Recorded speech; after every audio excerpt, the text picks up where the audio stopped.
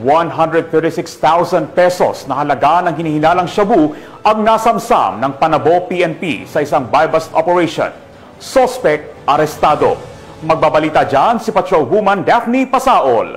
136,000 ang tinatayang halaga ng hinihinalang shabu na nakumpiska ng mga otoridad sa isang matagumpay na buy-bust operation sa Purok 18, Barangay New Visayas, lungsod ng Panabo. Ang nasabing operasyon ay pinangunahan ng mga operatiba mula sa Panabo City Police Station, 2nd DMPMFC, katuwang ang Philippine Drug Enforcement Agency Davao del Norte. Kinilala ang sospek na si alias Lynn, 35 anyos, na residente ng Purok 5, Barangay San Francisco, Panabo City, Davao del Norte. Mula sa kanya, nakuha ang hinihinalang shabu na may kabuang bigat na 20 grams at iba pang non-drug evidence.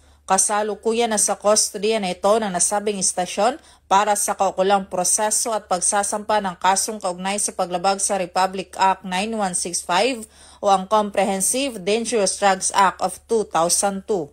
Tuloy-tuloy naman ang pagsusumikap ng Police Regional Office 11 sa kanilang pinalakas na kampanya kontra ilegal na droga bilang bahagi ng kanilang pangakong panatilihin ng kaayusan at seguridad ng mamamayan. Mula dito sa Police Regional Office 11, ako ang inyong PNN Correspondent, Patrolwoman Daphne Pasaol, alagad ng batas, tagataguyod ng balitang pulis.